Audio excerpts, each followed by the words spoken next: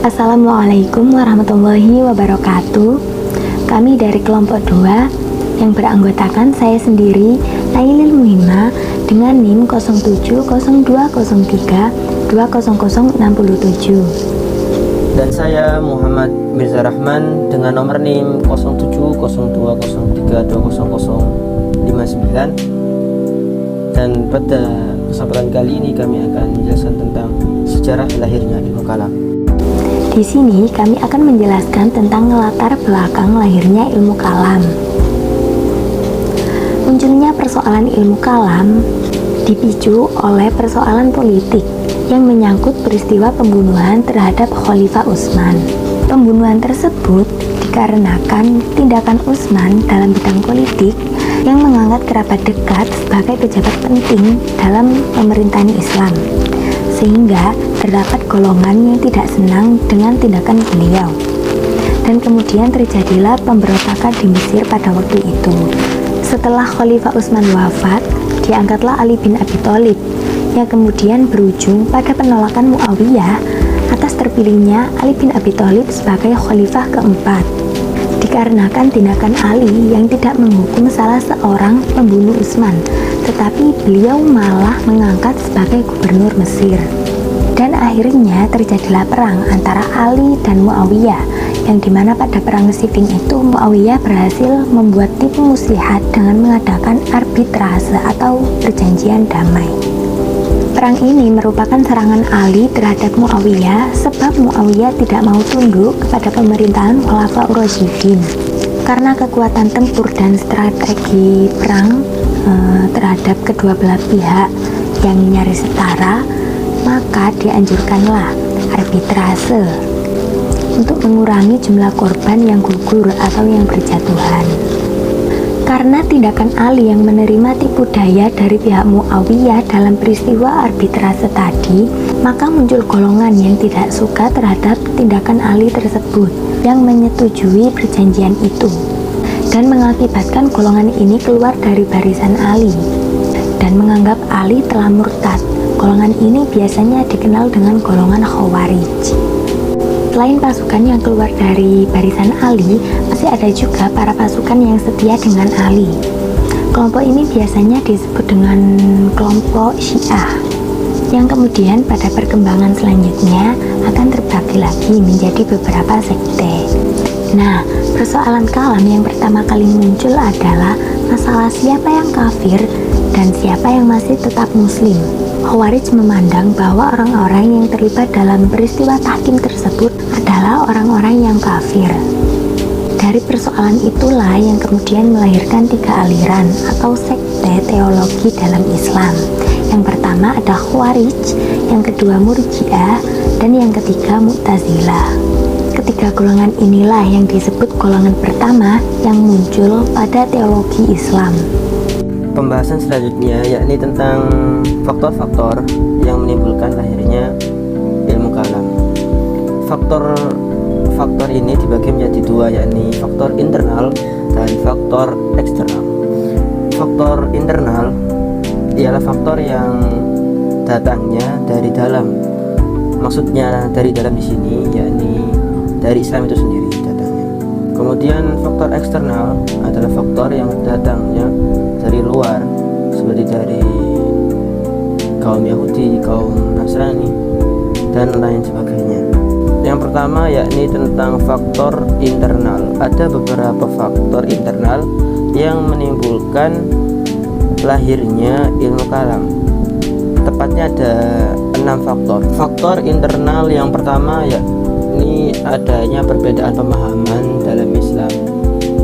Perbedaan di sini maksudnya terdapat pada perbedaan pemahaman dari ayat Al-Quran, sehingga menimbulkan perbedaan penafsiran juga di dalam Al-Quran. Ada satu mufassir yang menemukan penafsiran Al-Quran dari hadis sahih. Kemudian ada pula mufassir yang tidak menemukan penafsiran dari hadis sahih. Dan bahkan ada pula mufassir yang menafsirkan Al-Quran dengan perspektifnya sendiri tanpa dengan bantuan hadis. Dari sinilah timbulnya pemikiran kalam. Faktor internal yang kedua yakni terdapat perbedaan penyerapan dari Al-Quran itu sendiri. Penyerapan ini dilakukan oleh para ketua aliran. Jadi para ketua aliran itu mengambil ayat Al-Quran kemudian dinisbatkan dengan akalnya sendiri, dengan perspektifnya sendiri. Jadi dari sinilah kemudian setiap ketua pastinya memiliki pemikiran yang berbeda-beda. Jadi dari sinilah timbulnya pemikiran kalam, karena timbulnya beberapa penyerapan Al-Quran yang berbeda-beda. Yang ketiga yakni tentang adanya perbedaan pemahaman dalam penyerapan suatu hadis. Jadi perbedaan ini berasal dari ketika sahabat menerima berita dari perawi hadis tersebut dari aspek matanya. Kan dari aspek matanya itu ada hadis diroyah, ada hadis riwayah. Nah dari sini setiap sahabat itu memiliki pemahaman sendiri dari berita yang disampaikan oleh perawi tentang matan dari suatu hadis. Dari sinilah kemudian timbullah beberapa aliran kalam. Yang keempat adalah adanya kepentingan kelompok atau golongan.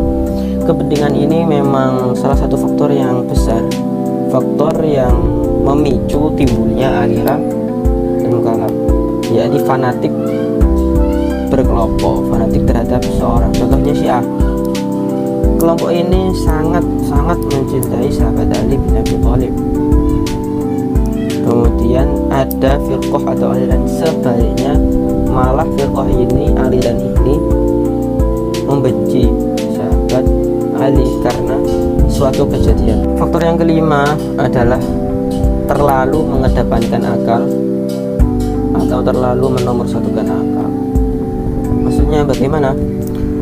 Dalam keterkaitan dengan pembicaraan kalam, yang dikedepankan adalah akal, sehingga terlalu berlebihan dalam penggunaan akal itu sendiri. Contohnya yakni aliran Mu'tazilah. Faktor internal yang terakhir adalah adanya kepentingan politik. Kepentingan politik di sini bermula ketika wafatnya sahabat Utsman bin Affan.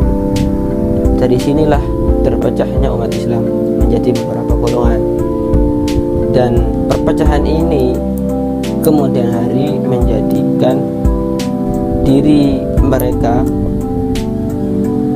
menyatakan diri mereka sebagai beberapa aliran ilmu kalam. Kemudian berlanjut ke beberapa faktor eksternal. Di sini ada 3 faktor eksternal yang memicu timbulnya beberapa aliran ilmu kalam. Faktor eksternal yang pertama adalah adanya beberapa umat Islam yang mulanya beragama Yahudi, Nasrani dan lain-lain, atau bahkan mereka menjadi salah satu ulama dari agama mereka yang dahulu. Kemudian saat mereka menyelami agama Islam, mempelajari agama Islam, mereka mengingat-ingat agamanya yang lalu. Setelah mereka mengingat-ingat ajaran agama mereka yang dahulu, yakni Yahudi dan Nasrani dan lain-lain, mereka mencampur adukan agama Islam dengan agama mereka yang lalu.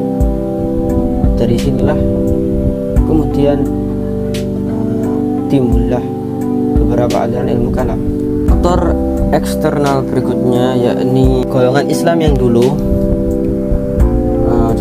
contohnya Mu'tazilah. Mereka memusatkan perhatian mereka untuk penyiaran Islam, dan mereka membantah setiap alasan-alasan siapa saja yang memusuhi Islam.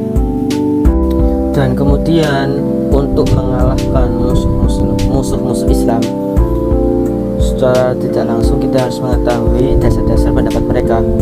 Maka dari itu salah satu senjata kaum muslimin, yakni dengan memahami dasar-dasar pengetahuan mereka atau musuh-musuh muslim, yakni dengan mempelajari filsafat. Faktor eksternal yang terakhir yakni para mutakallimin pada zaman itu, pada saat itu ingin mengimbangi para lawannya yang menggunakan filsafat. Maka dari itu para mutakallimin mempelajari ilmu logika dan filsafat, terutama dalam segi ketuhanan. Ya, mungkin itu yang bisa kelompok kami sampaikan, kurang lebihnya mohon maaf. Semoga bermanfaat. Sekian, wassalamualaikum warahmatullahi wabarakatuh.